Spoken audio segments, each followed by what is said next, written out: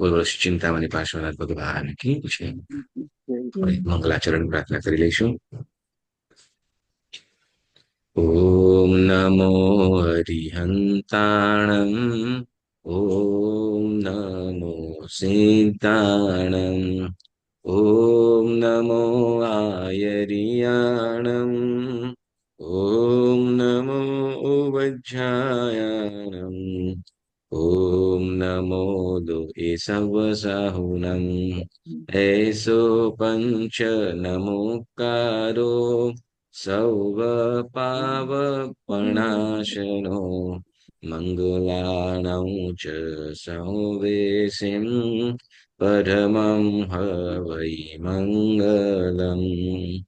મંગલમ ભગવાન વીરો મંગલમ ગૌતમઃ પ્રભુ મંગલમ સ્થૂલિભદ્રાદ્યા જૈન ધર્મોસ્તુ મંગલમ. અંગૂઠેऽમૃતવસે લબ્ધિતણા ભંડાર શ્રી ગુરુ ગૌતમ સમરિયે વાંછિત ફલદાતાર. અજ્ઞાનતિમિરાંધાનામ જ્ઞાનાંજनं શલાકયઃ નેત્રमुन्मीलितं येन તસ્मै શ્રી ગુરવે નમઃ. તસ્मै શ્રી ગુરવે નમઃ. બધાને પ્રણામ. જય જિનેન્દ્ર. ઓકે, ચાલો આપણે ગાથા નંબર બધા ગાથા નંબર 11મી બોલજો. ઓકે, બધા પેલા ગાથા નંબર 11મી બોલી જાજો. ઓકે, દિનુબેન પહેલા તમે શરૂઆત કરો, પછી નિરંજનાબેન, પછી રેખાબેન, સુરભીબેન, પછી વિક્રાબેન. ઓકે, પછી તું બોલજો ભાઈ. 11મી ગાથા અને ગાથા ખાલી ગાથા બોલજો. 11મી ગાથા. ઠાવર સુર ને રૈયા અસંગયણાય વિગલ છે વઠ્ઠા સંગય છગમ ગબ્બય નર તિર્ય સુબી મુણેયમ મુનેયવમ. મુણેયમ મુનેયવમ. મુનેયવમ. ઓકે, બરાબર. મુણેયમ પ્રકાશ. મુનેયવમ. મુનેયવમ. સ્થાવર સુર નેરઈયા અસંગ ગણાય વિગય છે વટ્ટા સંગયન છગમ ગભય નર તિરી એ સુવી મુણેયવમ. પાછું બોલો તો. થાવર સુર નિરૈયા. સ્થાવર સુર નેરઈયા અસંગયાણાય વિગય છે વટ્ટા સંગયન છગમ ગભય નર તિરી એ સુવી મુણેયવમ. સરસ. સ્થાવર સુર નેર ઈઆ અસંઘયણા ય વિગલ છે વઠ્ઠા સંઘયણ છગમ ગભય નર તિર્યે સુવી મુણેયવમ. સ્થાવર સુર નેરઈયા અસંગયણાય વિગલ છે વઠ્ઠા સંગયણ છગમ ગભય નર તિરી એ સુવી મુણેયવમ. વિભાબેન પ્રકાશો ગુમ થઈ ગયા. આવર સુર નેરઈયા અસંગયણાય વિગલ છે વટ્ટા સંગયણ છગમ ગભય નર તિરી એ સુબી મુણેયવમ. સ્થાવર સુર નેરઈયા અસંગયણાય વિગલ છે વઠ્ઠા સંગયન છક્કમ ગભય નર તિર્યે સુવી મુનેયવમ. ઓકે, ગાથા બોલ. અસંગયણા સંગયન રહિત વિકલ વિક્રેન્દ્રિયો છે વઠ્ઠા સેવાર્થ સંગયન વાળા સંગયણા સંગયન સહન છક્કમ છ મુણેયવમ જાણવું. ગાથાર્થ બોલ. એ શબ્દાર્થ બોલ્યું. સ્થાવરો દેવો અને નારકો સંગયન રહિત હોય છે. વિકલેન્દ્રિયોમાં સેવાર્થ અને ગર્ભજ મનુષ્ય તથા તિર્યંચોમાં તો છય સંગયન હોય છે. દિનુબેન 10મી ગાથા અને ગાથાર્થ બોલજો. કંચનભાઈ મને લાગે તમારી બાજુથી સાઉન્ડ નથી. તો મારી સાઉન્ડ મારો અવાજ નથી. આવે છે? મારો અવાજ આવે બહુ છે? બહુ આછો આવે છે અહીંયા. ઓકે. બધાને પૂછી જુઓ ત્યાં. બધાને કેમ છે? બધાને અવાજ હા આવે છે. ઓકે આવે ઓકે છે. મારું ઓકે. જીનુબેન તમારો અવાજ સંભળાય છે અમને. ઓકે પણ મારો અવાજ મને નથી સંભળાતો એટલે. હા ઓહ, આશાબેન હમણાં બોલ્યા એકદમ આવ્યો અવાજ. ઓકે. આવ્યો ને? તો હા, 11મી ગાથા બોલવાની છે. 10મી. 10મી. હમ. અંતમ હુતમ નિરયે હુતમ ચત્તારી તિર્ય મનુષ્યેસુ દેવેસુ અધમાસો ઉક્કોસ વેઉણા કાલો. ગાથાર્થ પણ બોલજો. અંતમુહૂર્તમ એટલે અંતર્મુહૂર્ત, નિરયે એટલે નારકોમાં, મુહૂર્તમ એટલે મુહૂર્ત, ચતારી એટલે 4, તિર્ય એટલે ગર્ભ તિર્યંશ, મણુએસુ એટલે ગર્ભજ મનુષ્ય, દેવેસુ એટલે દેવોમાં, અર્ધમાસો એટલે અર્ધમાસ એટલે 15 દિવસ, ઉકોસ એટલે ઉત્કૃષ્ટ, વેઉપણા એટલે વિપુર્ણા કાલો, ઉત્કૃષ્ટ વિકુર્મણા કાલો નારકોમાં અંતર્મુહૂર્ત, ગર્ભજ ત્રિયંશમાં ગર્ભજ મનુષ્યમાં ને 4 મુહૂર્ત અને દેવોમાં અર્ધમાસ અથવા 15 દિવસ છે. 9મી ગાથા. દિનુબેન પછી કોણ બોલું તું? મારે નિરંજનાબેન. બોલવાની. 9મી ગાથા હા બોલજો. હા. દેવ નર અય્યલ કુખમ તિર્યાણમ નવય જોયણ સયાયમ દુગણમ તુ નારાયણમ ભણિયમ વેઉગિયમ શરીરમ. દેવો નર મનુષ્ય અય્યર લખકમ અધિક લાખ યોજન લખખમ નહીં, તિર્યાણમ લખમ. લખમ હમ. અધિક લાખ યોજન તિર્યાણમ તિર્યજોનું 99 અને જોયણ જોજન 86 દુગણમ બમણું તું તે નારાયણમ નારકોનું ભણિયમ કહ્યું છે. વેઉયણમ વૈતર્ય શરીર દેવોનું વૈતર્ય શરીર લાખ અને મનુષ્યને અધિક છે. તિર્યંશોનું 900 યોજન છે અને નારકોનું વૈતર્ય શરીર બમણું કહ્યું છે. પ્રકાશો રેખાબેન. 8મી હા ગાથા. હા હા 8મી ને હા. હમ. જોયણ મેઘમ ચૌરિંદી દેહ મુચ્ચતણ સુરે ભણી વે ઉભીય દેહમ પૂર્ણ અંગુલ સંખન સમારંભે. જોયણ એટલે યોજન, મેઘમ 1, ચૌરિન્દ્રિય દેહ એટલે શરીર, મુચ્ચયતણમ ઉચ્ચપણું, સુએ સૂત્રમાં, ભણિયમ કહ્યું, વેયુવય વૈત્ર્ય દેહ એટલે શરીર, પૂર્ણ વડી, સંખંસમ સંખ્યાત્મો, આરંભે એટલે પ્રારંભમાં. સિદ્ધાંતમાં ચતુરિન્દ્રિયના શરીરની ઊંચાઈ 1 યોજન કહી છે અને વૈક્રિય શરીર પ્રારંભમાં અંગુલના સંખ્યાત્મક ભાગ જેટલું હોય છે. ગપતિરી સહસ જોયણ મણસ ઈ અહિય જોયણ સહસમ નર તે ઇન્દી ગીતી ગાઉ 2 ઇન્દ્રિય જોયણે 12.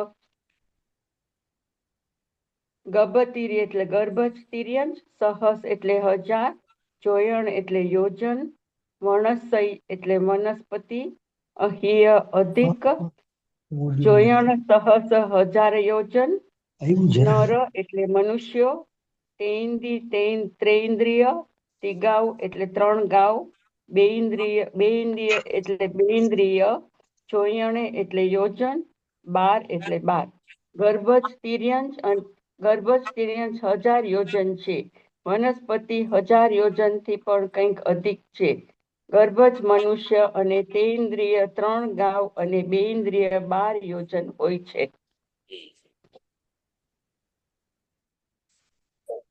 દીપાબેન. મારી વાત.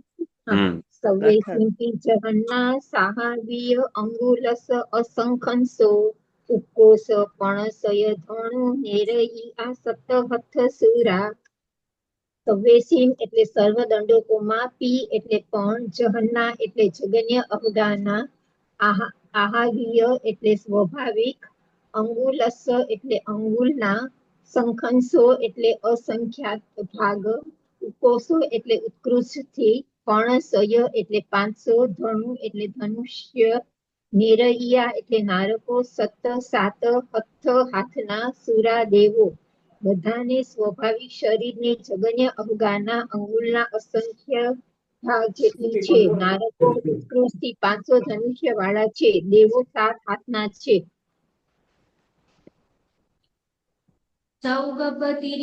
ચૌગપતિરીય વાઉસુ મનુ આણમ ચ પંચશેષ શરીરા સ્થાવર ચૌગે દિવો અંગુલ શંખ ભાગતનુ. ચૌ 4 વાઉસુ વાઉકાઈને વિશે મનુઆણમ મનુષ્યોને શેષ દંડકોમાં થી એટલે 3 ચૌગે 4 ભેદમાં દુહો બંને પ્રકારે અંગુલનો અસંખ્યત ભાગ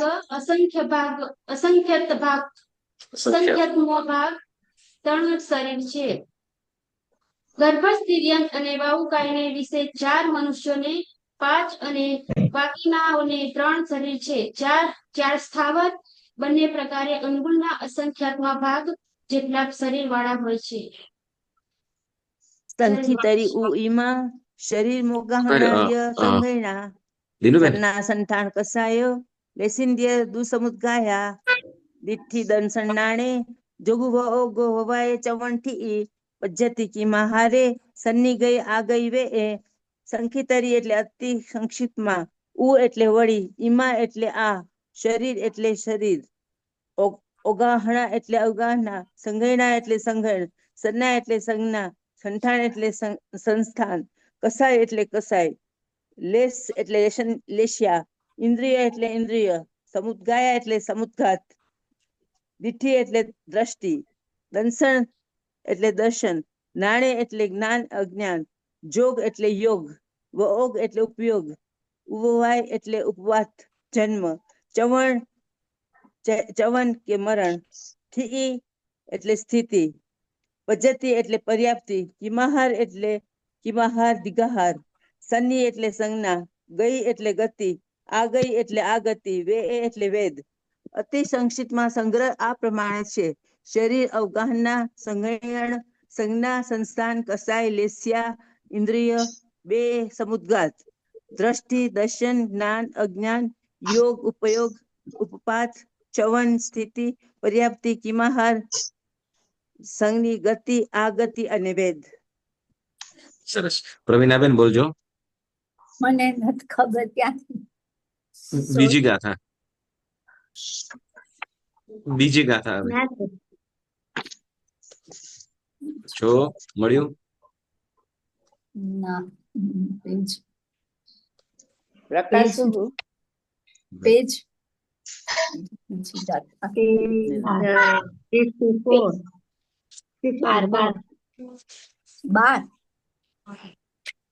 7 પેજ નંબર 7. પણ હિન્દીમાં તમે ગુજરાતી વાળું જોતા હશો ને? આમાં 12 પેજ છે. ઓકે, પ્રકાશ માયાબેન. હા, પ્રણામ. નેરૈયા અસુરાઈ પુટવાઈ બેઇન્દિયા દો ચેવ ગભય તિર્ય મનુષ્યાવંતર જોઈસી વેમાણી. નેરૈયા નારકો અસુરાઈ અસુર કુમાર વગેરે પુઢવાઈ પૃથ્વીકાય વગેરે બેઇન્દિયા દો દ્વિન્દ્રિય વગેરે ગભય ગર્ભજ તિર્ય તિર્યંચ મનુષ્યા ગર્ભજ મનુષ્ય વંતર વ્યંતર જોઈસ્ય જ્યોતિષી વેમાણી વૈમાનિક. નારકો અસુરકુમાર વગેરે પૃથ્વીકાય વગેરે દ્વિન્દ્રિય વગેરે ગર્ભજ તિર્યંચ અને મનુષ્યો વ્યંતર જ્યોતિષી અને વૈમાનિક. આ 24 દંડક છે. સરસ. રક્ષાબેન મંગલાચરણ કરો. હાલો, પહેલી ગાથા. ગાથા ત્રીજી ને પહેલી. પેલી ઓકે.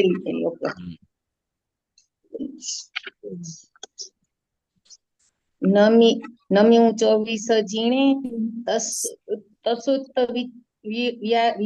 વિયારલેસ દેશણાઓ દંડ એહિમ તે ચિય થોસામી સુહેમ ઓ ભવ્ય ઓ ભવા ઓ ભોગા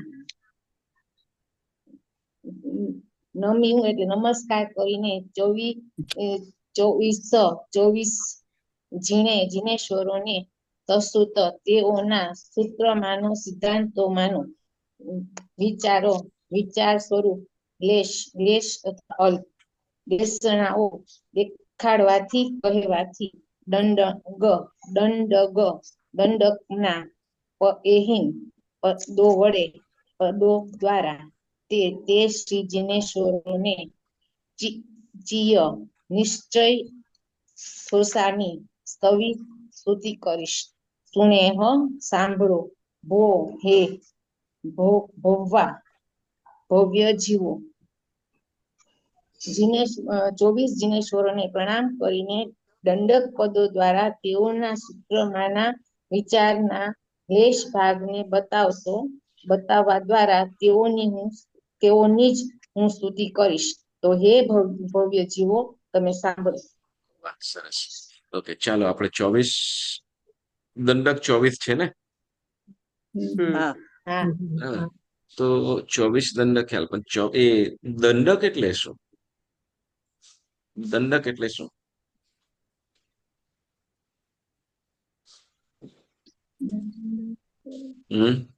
દંડક એટલે શું? દંડક એટલે જેનાથી જીવ દંડાવો દંડાય જે છે, દુઃખ પામવું. દુઃખ પામે જેનાથી જીવ છે. દંડાય છે, પીડાય છે, બરાબર? જેનાથી જીવ દુઃખી થાય છે, દુઃખ બરાબર? જેના વડે જીવ દુઃખ પામે છે, દંડ પામે છે, તે દંડક, બરાબર ને? કેટલા છે? 24, બરાબર ને? તો 24 દંડક છે. તો એ 24 દંડક ની અંદર આપણે 3 દ્વાર આપણે સમજી રહ્યા છીએ.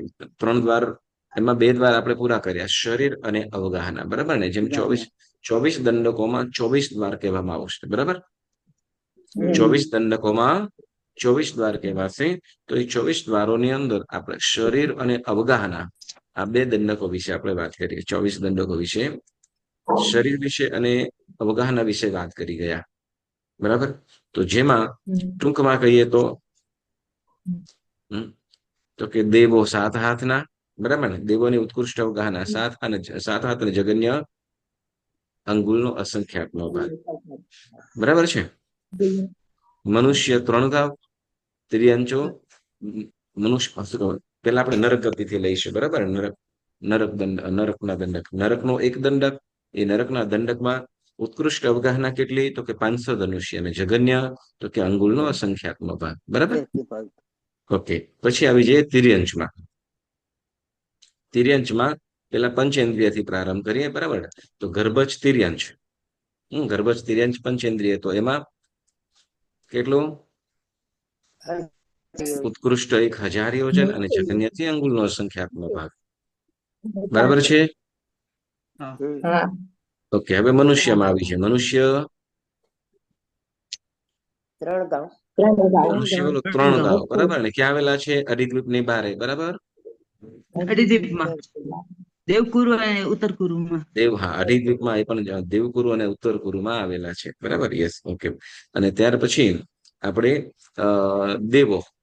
દેવલોકના દેવો, તો દેવલોકના દેવોની ઉત્કૃષ્ટ, મતલબ દેવદંડકો, જેની જગન્ય અવગાહના કહીએ તો 7 હાથ કહેવાય. ઓકે. દેવના કુલ દંડક કેટલા છે? 13 દંડક, બરાબર ને? હા. તો એ 13 દંડકમાં જગન્ય અંગુલનો અસંખ્યાત્મક ભાગ, ઉત્કૃષ્ટ 7 હાથ, બરાબર? આ પ્રમાણે આપણે ટૂંકમાં આપણે જાણીએ. પણ ઇન્ડિવિજ્યુઅલ જો જોઈએ તો કે પહેલા, બીજા, ત્રીજા, ચોથા, એવી રીતે એ અવગાહના પણ આપણે સમજી ગયેલા છે, બરાબર? તો સૌથી જગન્ય અવગાહના વાળા દેવો અનુત્તર પાસે દેવો છે, કે જે 1 હાથની અવગાહના વાળા, બરાબર? ઓકે. અને ત્યાર પછી આપણે રહી 5 સ્થાવરના દંડક, બરાબર? જેમાં પૃથ્વીકાય, અપકાય, તેવકાય, ભાવકાય, વનસ્પતિકાય. તો આ 4 દંડકોની અવગાહના કેટલી કીધી? અંગુલનો અસંખ્યાતનો ભાગ. જગન્ય અને ઉત્કૃષ્ટ વનસ્પતિ કાય સિવાય બધાને 4 સ્થાવર કીધા. ચાર સ્થાવર અંગુલનો સંખ્યાત્મક અંગુલનો અસંખ્યાત્મક ભાગ, બરાબર ને? એક માત્ર વનસ્પતિકાય છે, તો વનસ્પતિકાયમાં જગન્યથી અંગુલનો સંખ્યાત્મક ભાગ ઉત્કૃષ્ટ 1000 યોજનથી કંઈક અધિક, બરાબર? તો એ પ્રમાણે આપણે અવગાહના પૂર્ણ કરી. અવગાહના એટલે શું? શરીરની ઊંચાઈ, શરીરની ઊંચાઈ, બરાબર ને? ઊંચાઈનું માપ. હા, શરીરની ઊંચાઈ, બરાબર, ઊંચાઈનું માપ તેને અવગાહના કહેવાય છે. તો શરીર પછી અવગાહનાની વાત કરી, અને શરીરની વાત કરીએ તો 5 પ્રકારના શરીર, બરાબર ને? કયા કયા? ઔદારિક, વૈક્રિય, આહારક, તેજસ અને કાર્બન, બરાબર? બરાબર છે ને? ઔદારિક, વૈક્રિય, તેજસ, હા, ઔદારિક, વૈક્રિય, આહારક, તેજસ અને કાર્બન, આ 5 પ્રકારના શરીર છે, જેમાં દેવો અને નારકોને વૈક્રિય શરીર હોય છે, બરાબર? અને ગર્ભજ, તિર્યંજ અને વાહુકાઈને તો કે 4 શરીર હોય છે: ઔદારિક, વૈક્રિય, તેજસ અને કાર્બન. બાકીના 4 સ્થાવર પૃથ્વી, આપતેવું, વાયુ, પૃથ્વી આપતેવું, વનસ્પતિ, પૃથ્વી આપતેવું, અગ્નિ, વાયુ અને વનસ્પતિ, ખાલી 4. તો 4 ની અંદર 3 શરીર છે: ઔદારિક, તેજસ, કાર્બન, બરાબર? માત્ર મનુષ્યમાં અને વિકલેન્દ્રિય, બેઇન્દ્રિય, તેઇન્દ્રિય, ચૌરિન્દ્રિયમાં તો કે ઔદારિક, તેજસ અને કાર્બન. અને મનુષ્યમાં માત્ર 5 શરીર છે: ઔદારિક, વૈક્રિય, આહારક, તેજસ અને કાર્બન. અને એક સાથે એક જીવ વધુ ને વધુ કેટલા શરીરનો ઉપયોગ કરી શકે? 4 શરીર. 4 શરીર, બરાબર ને? કયા કયા? ઔદારિક, વૈક્રિય, આહારક અને તેજસ, બરાબર? ના, તેજસ અને કાર્બન, તેજસ અને કાર્બન. તો એ તો તેજસ ને કાર્બન તો હોય જ ને, એટલે ઔદારિક, વૈક્રિય, આહારક અને તેજસ, બરાબર?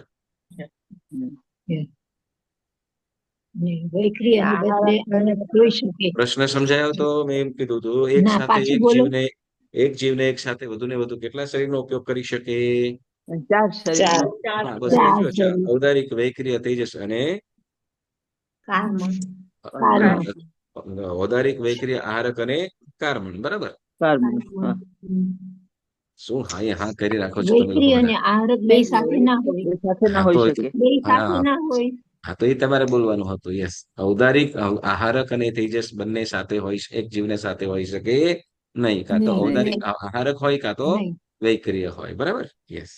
ચાલો, તો એક સાથે વધુ ને વધુ, તો એ પ્રમાણે આપણે આ શરીર દ્વાર પણ આપણે પૂર્ણ થાય. હવે આજે છે ને, આપણે જેમ ગઈ વખતે 6 સંઘયનની વાત કરી હતી, બરાબર ને? સંઘયન એટલે શું? શરીરનો હાડકાની મજબૂતાઈ. શરીરનો બાંધો કે હાડકાની મજબૂતાઈ કે હાડકાનો બાંધો? હાડકાની મજબૂતાઈ. હા, યસ, યાદ રાખજો, હાડકાનો બાંધો અને શરીરનો બાંધો બંને વસ્તુ અલગ છે. જેમાં આપણે વ્યવહાર ભાષાની અંદર કહેતા હોઈએ, બરાબર? કોઈ કશું ગમે એટલું કદાચ ખાતો હોય, પણ છતાં છે પાપડ પહેલવાન જ હોય. અને કોઈ કેવું હોય કે શું કહેવાય, સાવ ઓછું કદાચ તપસ્યા કરતો હોય, તો એ હાથીથી ઓછું થાય જ નહીં.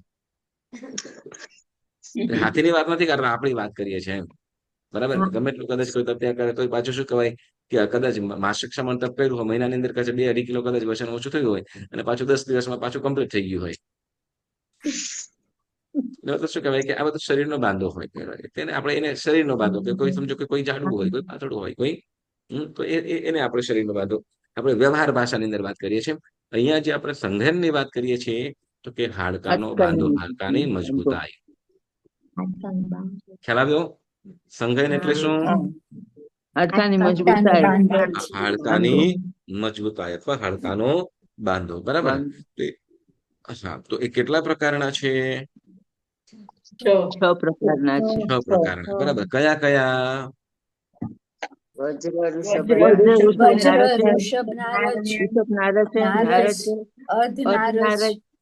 કિલિકા અને સેવાર્થ અથવા છેવટું, બરાબર? સેવાર્થ અથવા છેવટું. વજ્ર ઋષભ નારદ સંઘયન, ઋષભ નારદ સંઘયન, નારાજ સંઘયન, અર્ધનારદ સંઘયન, કિલિકા સંઘયન અને સેવાર્થ, છેદપૃષ્ઠ અથવા છેવટનું સંઘયન, બરાબર? તો આ 6 પ્રકારના સંઘયન કીધા છે. તો આમાં આ 6 સંઘયનમાં સૌથી મજબૂત સંઘયન સેવાર્થ છે, બરાબર ને?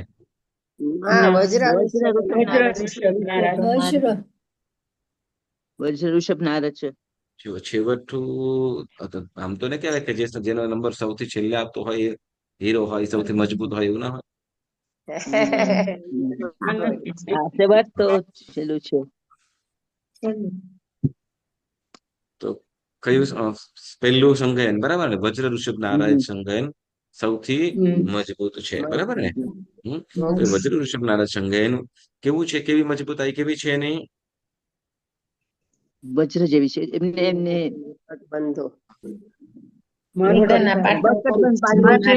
પછી ભાઈ આપણા પર હાડકાનો મરકટ પટ્ટો છે બંધ ને કીધું, આ બરાબર? ખીલી પેલા છે. સંગાયન મરકટ બંધ છે. મરકટ બંધ એટલે શું? મરકટ મરકટ બંધ એટલે શું?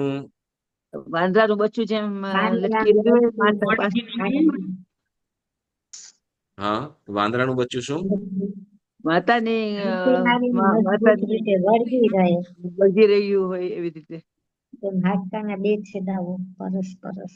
વાંદરાનું બચ્ચું જેમ વાંદરાની માતાને વાંદરાને જેમ લટકે વળગે, અને જે એકદમ મજબૂતાઈ પૂર્વક વળગે છે. મજબૂતાઈ કેવું વાળો મજબૂતાઈ? હોય. તો કે ગમે એટલું દોડતું હોય છતાં પણ એને છોડે નહીં. કદાચ એક ઝાડ પરથી કે બીજી ડાળીએથી બીજી ડાળીએ ત્રીજી ડાળીએ જમ્પ કરતું હોય તો પણ છૂટે નહીં. એટલી પકડ હોય. તો એવી રીતે મજબૂતાઈ પૂર્વક એનું જોડાણ હોય, બરાબર? જોડાણ હોય પછી પાછું કેવું હોય? પાછા એના પર એક જોડાણ પછી ખીલીનો લોખંડનો પાટો હોય ને પાટો, એની ઉપર શું કીધું? ખીલી ખીલી નહીં, પાટો હોય. પાટો. પાટો હોય અને પછી એના હા, પર પાટો ખીલી આવશે, હોય. બરાબર ને? પાટો ઉપર એકદમ પાટો વીંટળાય પછી પછી ખીલી હોય. મજબૂત રીતે જોડાયેલો એના ઉપર ખીલી કે ખીલો, ખીલો ખીલા જેટલી મજબૂતાઈ હોય. બરાબર? અને કેવો ખીલો કીધો? અહીંયા લોખંડ નહીં પણ વજ્ર એમ કીધું. શું કીધું? વજ્ર વજ્ર જેવો એટલે એકદમ હા, યસ, બરાબર. એટલે વજ્ર એટલે તો કે લોખંડ કરતા પણ અતિ મજબૂત, એકદમ મજબૂત. કોઈનાથી પણ કોઈ પણ વસ્તુથી ભેદાય નહીં એવું, બરાબર ને? કે વજ્ર આપણે વજ્ર એટલે તો કે વજ્ર સૌથી મજબૂતમાં મજબૂત, બરાબર? તો એવું એના જેવું બાંધો એટલે વજ્ર શું? બાંધો, બાંધા ઉપર વળી પાછો પાટો હોય, બરાબર? એ પણ પાટો વજ્રનો, અને એના અંદર ખીલો આર પાર થયેલો હોય, બરાબર? તો એવી મજબૂતાઈ, એવી મજબૂતાઈ વાળું હોય એને શું કહેવાશે? તો કે વજ્ર ઋષભ નારાજ સંગાયન. એટલે અહીંયા જે સંગાયન એટલે હાડકા છે, પણ હાડકા જ એટલા મજબૂતાઈ વાળા છે. કદાચ તમે પહેલા ભણ્યા હશો જયારે હિતેશભાઈના સ્વાધ્યાય વખતે, કે એ પહેલા, બીજા, ત્રીજા અને ચોથા, પાંચમા, છઠ્ઠા આરાનું જયારે વર્ણન આવે ત્યારે જે મનુષ્યોની જે પાસળીઓ છે, બરાબર ને? પાસળીઓ અને હાડકા, બરાબર ને? 135 કે 136 એવી પાસળીઓ હોય, બરાબર? પછી ધીમે ધીમે પાસળીઓ પણ ઓછી થતી ગઈ, બરાબર? આપણી પાસે અત્યારે કેટલી? છ પણ નહીં, લગભગ પાંચ કે 4 હશે આપણે, બરાબર? તો એવું ત્યાં તેવું કરવું તે વખતનું એવું સંજ્ઞાન આવે, બરાબર? તો એ હા, જેમ જેમ અવસર જતો થાય તેમ તેમ સંજ્ઞાનની અંદર એ ઓછી થતું જાય, બરાબર? જેમ કે પહેલા આરાની અંદર જે જીવો હોય, અવસરપિંડનો હોય કે પછી ઉત્સર્પિંડનો, તો પહેલા આરાનો છે, પહેલા આરાની અંદર જે માણસોની મજબૂતાઈ હોય, તો એના કરતા બીજા આરા અને ત્રીજા આરાની મજબૂતાઈ થોડી ઓછી થાય, પણ કહેવાશે કયું? તો કે વજ્ર ઋષભ નારાજ સંગાયન, બરાબર? તો અહીંયા ચોથા આરાની અંદર અને ત્રીજા આરાની અંદરના જે જીવો છે, તો એની મજબૂતાઈ છે, એની અંદર પણ ફરક તો ખરો જ. ખ્યાલ આવે? એની અંદર પણ ફરક તો ખરો છે. ઓકે, તો હવે મૂળ વસ્તુ આપણે કહીએ કે અહીંયા જે પાટો કહે છે વજ્ર ઋષભ નારાજ સંગાયન એકદમ મજબૂત કીધું છે, બરાબર? એકદમ મજબૂત છે. તો છે વજ્ર ઋષભ નારાજ સંગાયન. પછી કયું સંગાયન કીધું? ઋષભ નારાજ. ઋષભ નારાજ, બરાબર?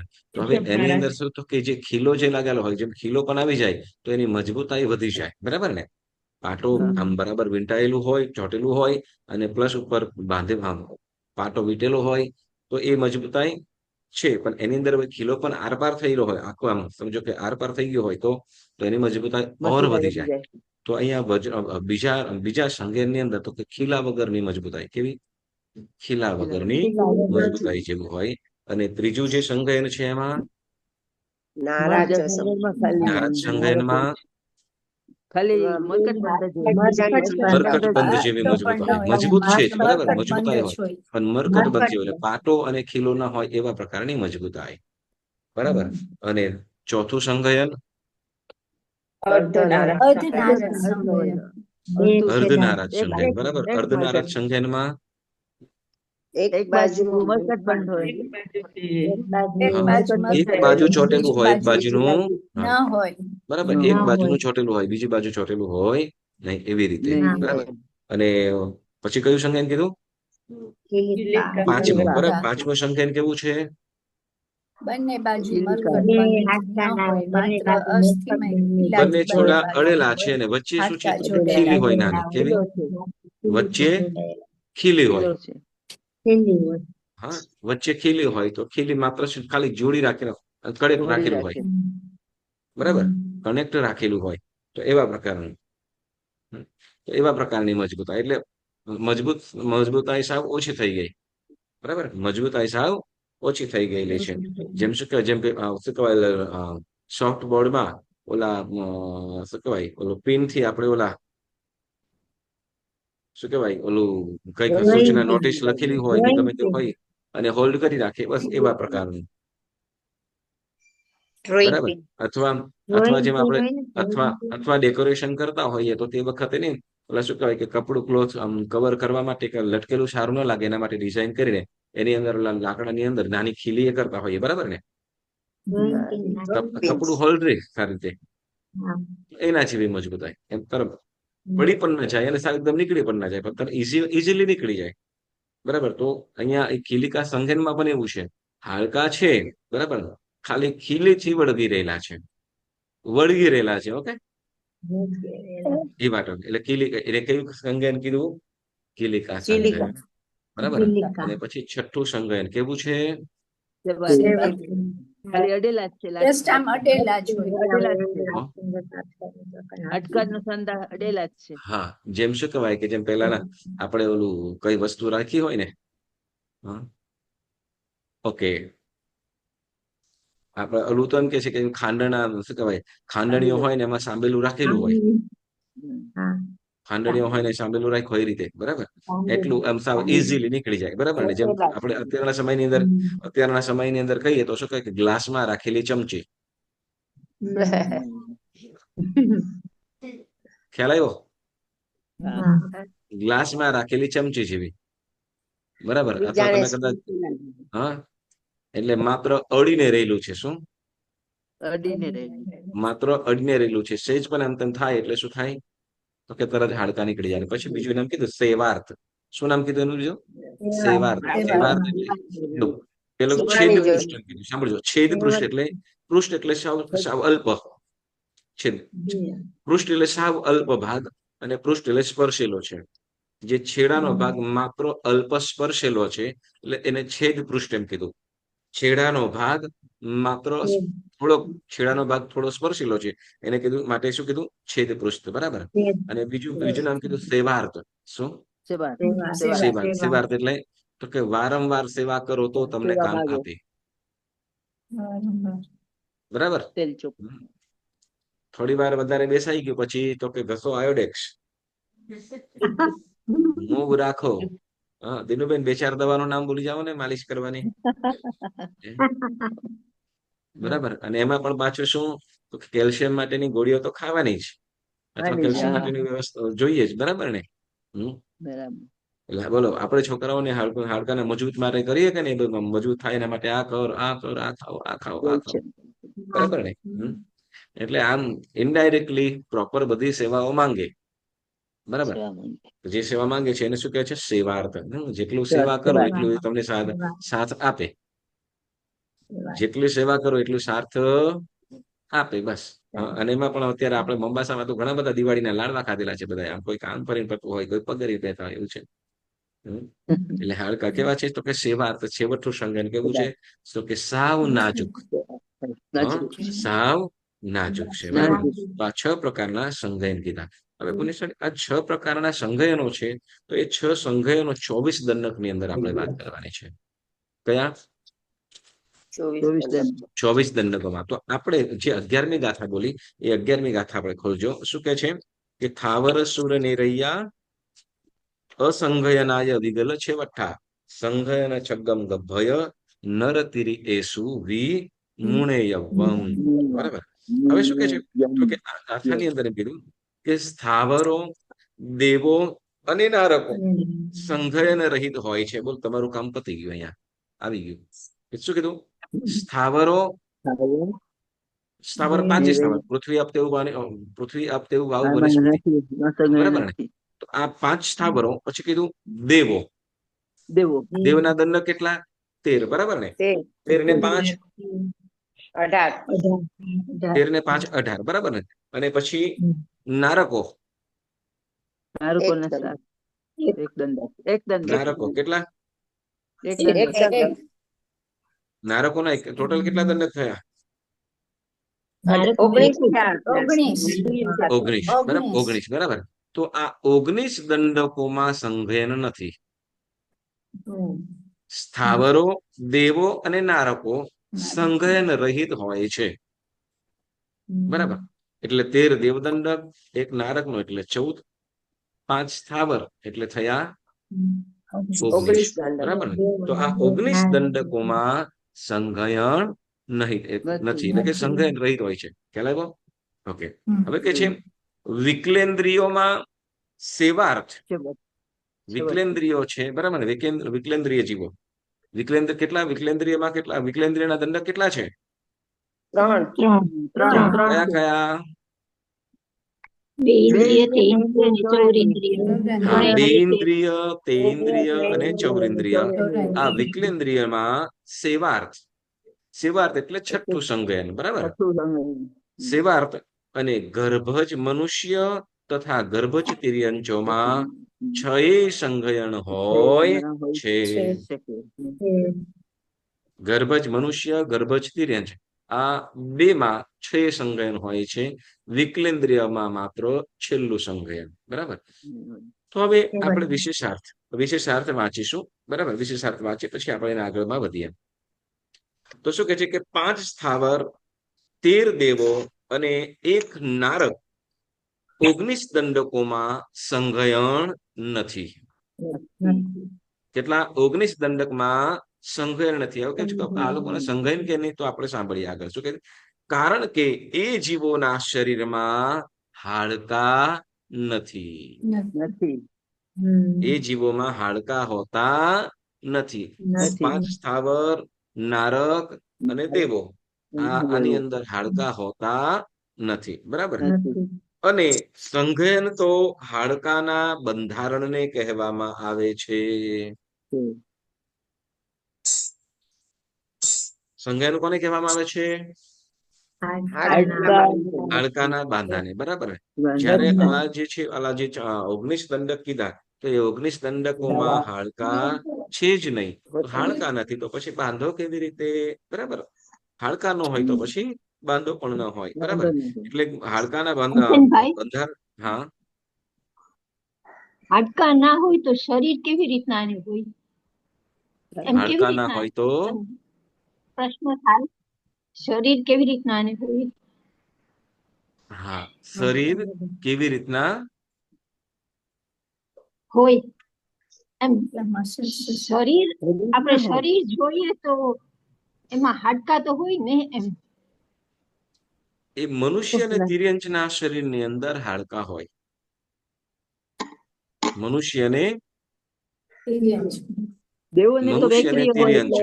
બરાબર? દેવ અને નારકના જીવની અંદર એમાં હાડકા હોતા નથી. આપણે જીવ વિચારમાં આપણે મનુષ્યનું શરીર, એમાં 7 ધાતુઓ વિશે વાત આવી હતી. સપ્ત ધાતુથી: લોહી, માંસ, હાડકા, પરુ. હા, તો એ સપ્ત ધાતુઓથી, જેમ વીર્ય, લોહી, પાણી, ચામડી, માંસ, તો આ બધી વસ્તુઓથી, આ વસ્તુઓથી આપણું શરીર છે, બરાબર? જ્યારે દેવોના શરીરની અંદર વિભાબેન લોહી પણ નથી એમના શરીરમાં. આપણે જે માંસ છે માંસ પણ નથી. અજુગતું ના લાગે? આમ આપણે આમ વિચારીએ તો એમ થાય કે કેવી રીતના ને સંભવે એમ. હા, એટલે એ લોકોને કોઈ દિવસ ફ્રેક્ચર ના થાય. એ લોકોમાં કોઈ જાતની હોસ્પિટલ છે જ નહીં. રોગે ના થાય. પાછું રોગ પણ નહીં, વિભાબેન, રોગ પણ નહીં કોઈ જાતનો. રોગ શું થશે કે લોકોને આપણે શું કહેવાય કે એમ લોકોના શરીરમાંથી દુર્ગંધ પણ ના આવે. આ તો આપણે હાડકાની વાત કરી ને, પણ એ લોકોના શરીરની અંદર લોહી પણ નથી એમ. હવે કેમ કે એ લોકોનું છે ને શરીર જ એ પ્રકારનું છે કે જેમાં તો આપણને એમ કહેવાય કે એ લોકોના શરીરમાં હાડકા નથી, કેવી રીતે? તો ના હોય. એ લોકોનું શરીર જ એ પ્રકારનું છે જેમ આપણે એમ કહેવાય તો આપણે વનસ્પતિઓ છે, બરાબર ને? વનસ્પતિ છે તો વનસ્પતિઓ કેવી રીતે? વનસ્પતિઓમાં પણ હાડકા નથી તો એ ઉભા છે, એને શું કહીશું આપણે? થર્ડ થી ઉભા છે, થર્ડ થી. હા, થળથી ઉભા છે. એટલે મતલબ નહીં, એટલે થળ મતલબ એમ કહીશું કે થળ છે એમાં સંગેન કે હાડકું, એનું હાડકું એમ કહીશું ને આપણે. ખાલી જસ્ટ કહું છું, ખાલી આપણે જસ્ટ કહીશું, સમજો કે ઊભું છે. ધારો કે આંબાનું ઝાડ છે કે લીંબુનું ઝાડ છે, તો આપણે કદાચ એમ કે ઉપરની છાલ હોય ને પછી ઓલું ઘટ્ટ હાળ હોય, એનું ઓલું ઘટ્ટ જો જાડું આમ મજબૂત ઓલું પકડી રાખેલું હોય, તો એને આપણે કદાચ એમ કહીએ કે શું કહેવાય, એનું હાડકું એમ કહીશું. હાડકું ના કહી શકાય, પણ એનો હાડકું ન કહી શકાય, બરાબર ને? યસ. નહીં, એટલે એ અપેક્ષા કદાચ એમ ઉભરેતો હોય તો પછી ઓલો જે વેલા વાળું થતું હોય ને, તો હાડકા વગર એમ કેવું, સંગેન વગર એમ કેવા પડશે પછી.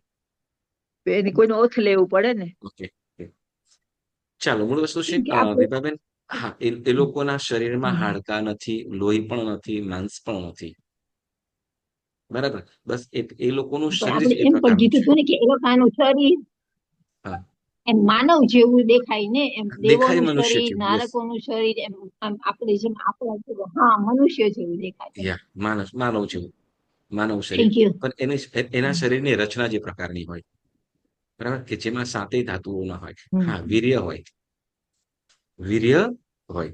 ઓકે, હવે ઓકે, તો હવે શું કે છે?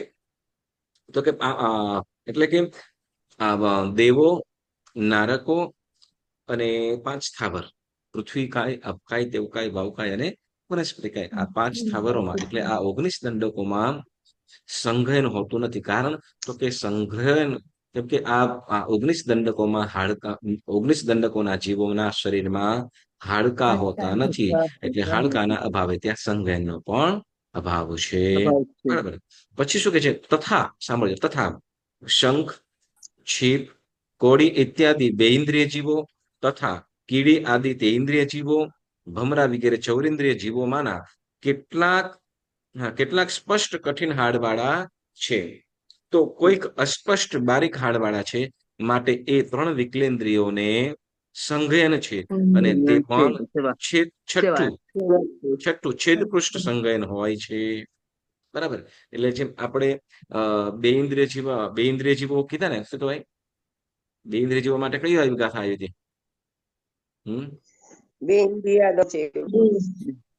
શંખ કબડ્ડ ગંડુલ જલોય ચંદન ગલ સુલહગાઈ મિહરી કિમે કુયરાગા બે ઇન્દ્રિયમાં આવી વહાઈ, એવું ક્યાંક આવ્યું હતું?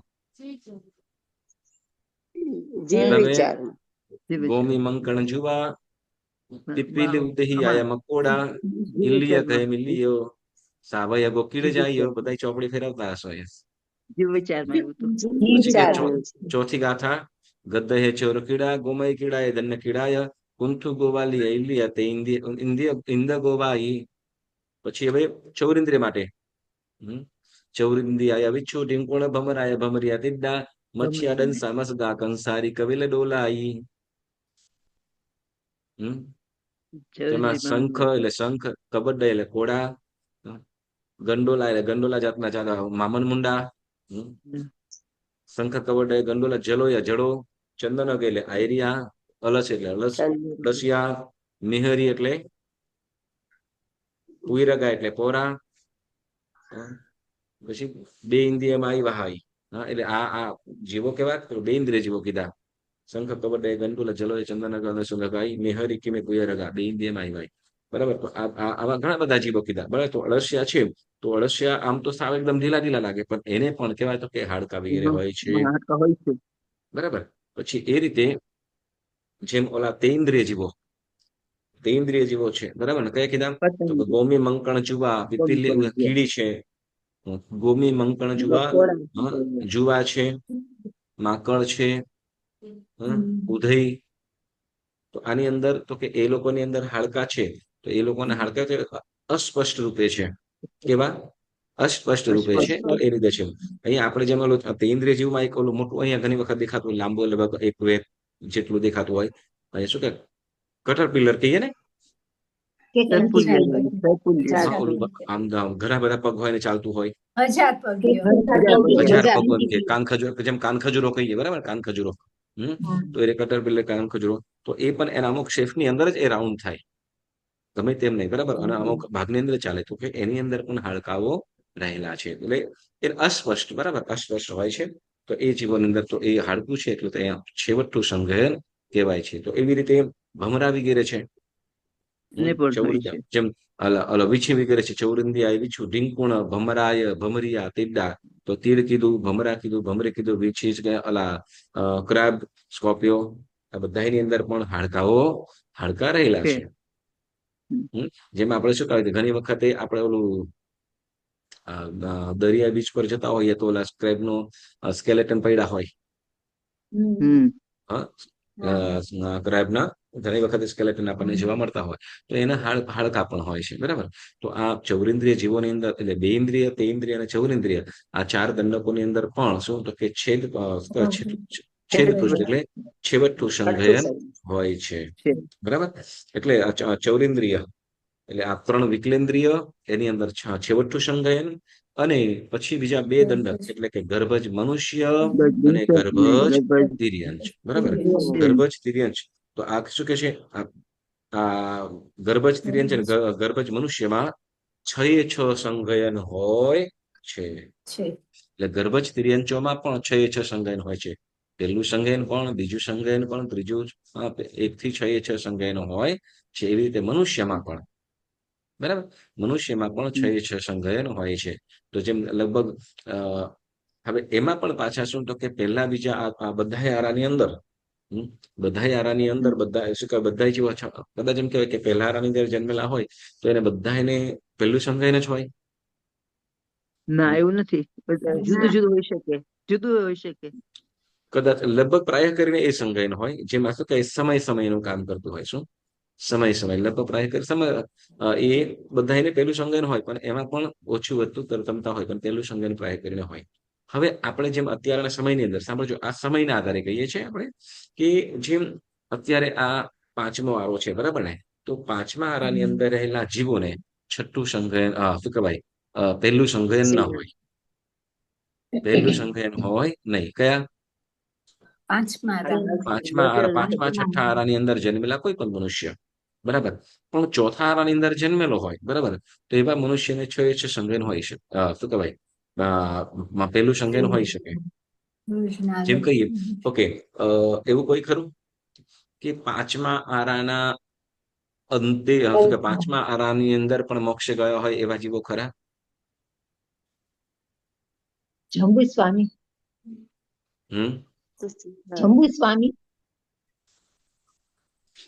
જંબુ સ્વામી 5મા આરામાં ગયા?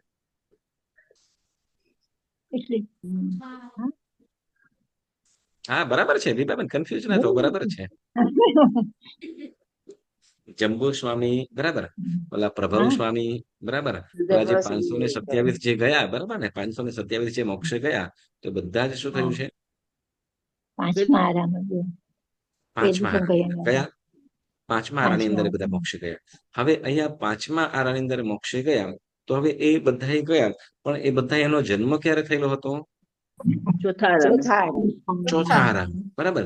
તો એ ચોથા આરાની અંદર એમનો જન્મ થયેલો હતો, એટલે પહેલા સંઘયન વાળા હતા. એટલે જે ચોથા આરાની અંદર જન્મેલા છે, પહેલા સંઘયન વાળા છે, તો એ સંઘયન હતું, એટલે એ પોતે એટલા અધ્યવસાયો પણ તીવ્ર આવી શક્યા, અને એ કર્મનો ક્ષય કરીને મોક્ષે પણ જઈ શક્યા. જ્યારે 5મા આરાની અંદર જન્મેલા જીવો હોય, તો એ લોકોની પાસે પહેલું સંઘયન ના હોય. એટલે જંબુ સ્વામી, સાંભળજો, જંબુ સ્વામી ગયા મોક્ષે, બરાબર.